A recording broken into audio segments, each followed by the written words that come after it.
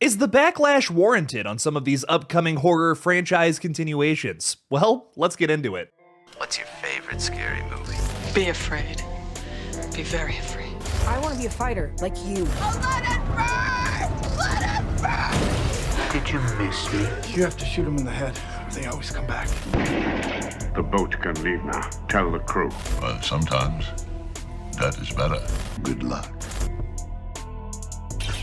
Hey everybody, I'm Killjoy Jake. Today we have some really exciting updates for you, but before we get into them, please make sure to like this video and subscribe for more horror news update videos just like this. We are talking about everything today, from ROBOCOP to TERRIFIER 4 to all the controversy surrounding the new Resident Evil flick and The Mummy. Both of these movies are in this weird little controversial funk. Thank you all so much for supporting the page. Now let's get into the updates.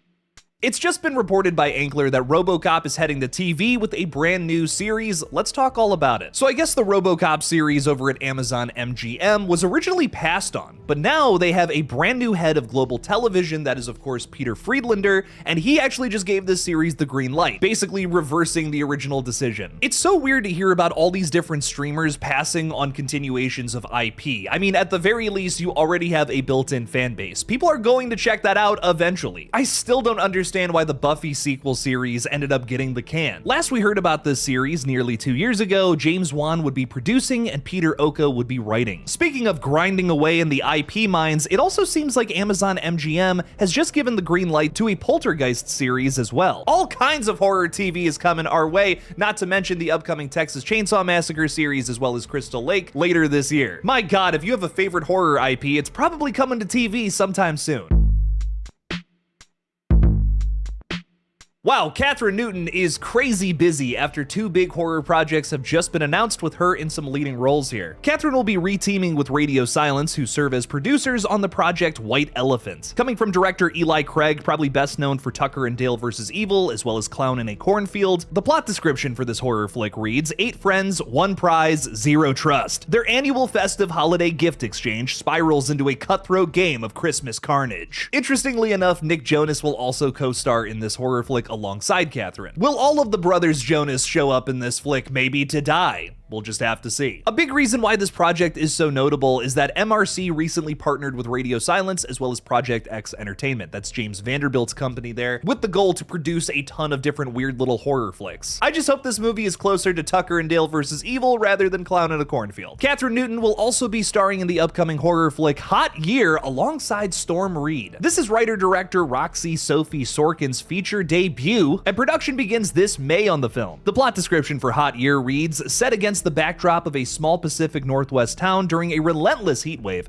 the film follows 2 childhood best friends whose bond is pushed to the brink after a revenge plan against an ex-boyfriend spirals into a violent incident they can't take back. The writer-director said of the film, Hot Year is an exploration into brutal honesty and boiling, seething, grotesque womanhood. It's a movie I wish I had held dear when I was 18. It's a forehead kiss and a spit in the face. Be prepared to wear fairy wings and bring fireball. Okay?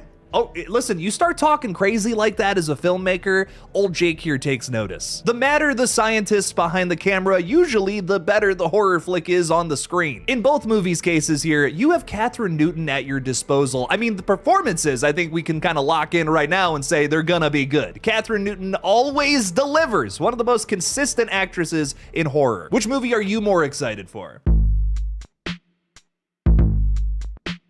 This past weekend, we got ourselves a brand new piece of marketing for BACKROOMS, the new A24 flick, coming from 20-year-old Kane Parsons. Are you jealous yet? I am. It's a faux commercial for the furniture store in Universe called, of course, Captain Clark's Ottoman Empire, and it even has a real phone number on screen that I'm going to call for the first time right now. So the number is 408-357-2875. We're gonna call it, and we're gonna see what happens right now.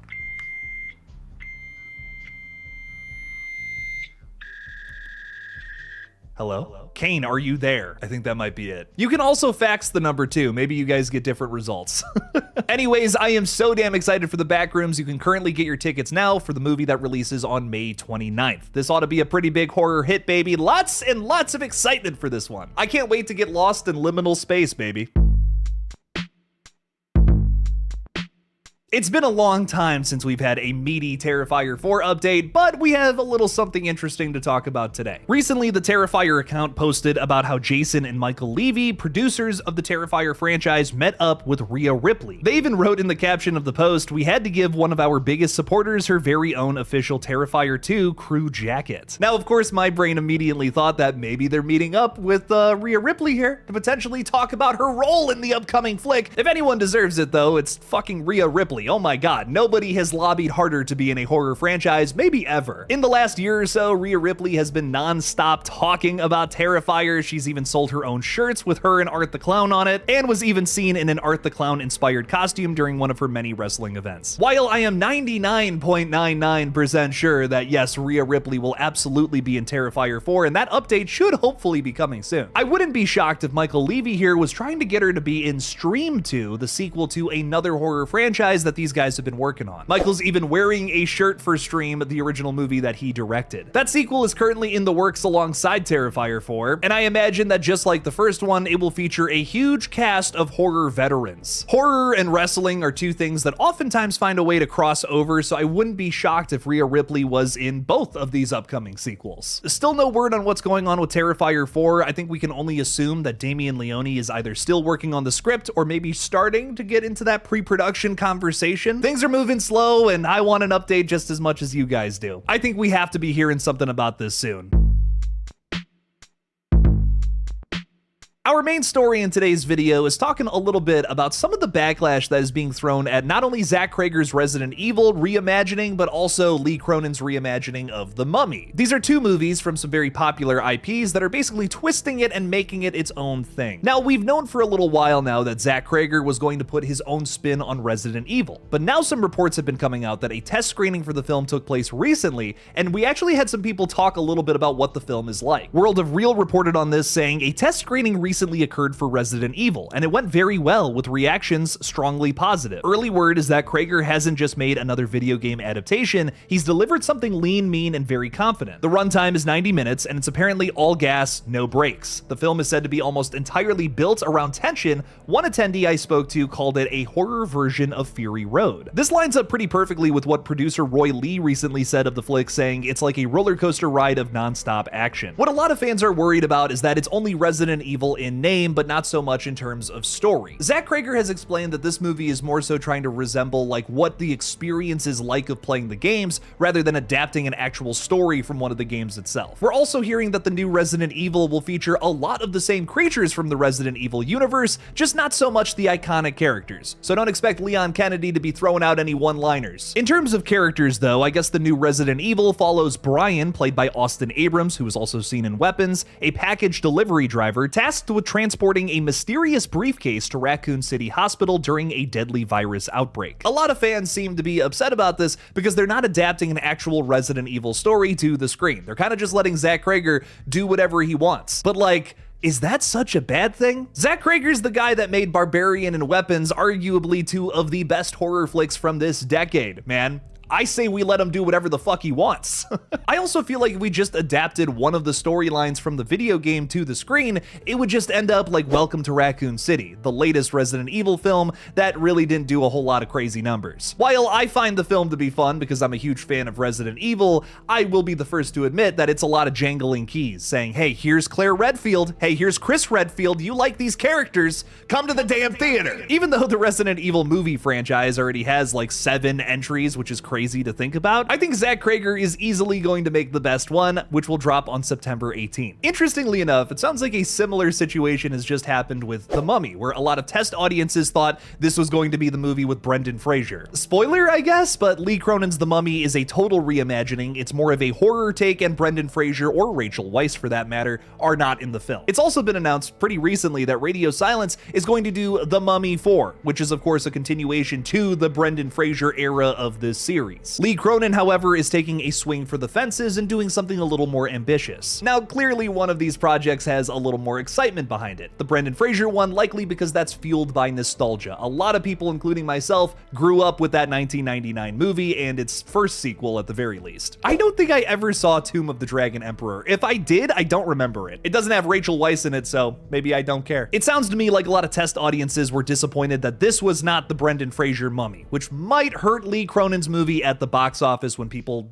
end up finding that out. This has led to Blumhouse's Twitter account tweeting out the same phrase for the last 5 days: Brendan Fraser is not in Lee Cronin's The Mummy. I think it's smart on Blumhouse's part, though, to start tweeting this now and kind of make it a thing that people start to talk about. You know, like how I'm doing literally right now. I think if Blumhouse commits to the bit here and they tweet this out every single day until next week, it might actually drive more people to the theater to see whatever the hell this movie's gonna end up being. If you're more excited for the Brendan Fraser movie, I can't blame you, but I am really hyped up for Lee Cronin's reimagining. I love when a filmmaker can take an old concept and do something really fresh and maybe even more terrifying with it. If nothing else, I think Lee Cronin is going to make the scariest Mummy movie. I mean, just based on the trailer alone, we have some really terrifying shit going on there. I'm staying open-minded for now to see what Lee Cronin cooks up. I will be checking it out in theaters next weekend. It really bums me out that there's so much backlash towards both of these movies. I truly think that the only way a franchise can move forward is if they try out new things and new ideas. So while yes, these two movies are something new, something fresh, maybe something good, something bad, I'm willing to roll those dice. Otherwise, franchises just end up getting stale. Let's give both of these movies a shot when they come out, and maybe they're good, maybe even better than the previous product. You never know. Lee Cronin's The Mummy drops on April 17th, and Zach Crager's Resident Evil drops on September 18th. Go see both of them. What do you guys think about these updates and which one was your favorite? Let me know down in the comments below. Thank you all so much for watching. Please subscribe, and as always, don't forget to kill it out there, y'all.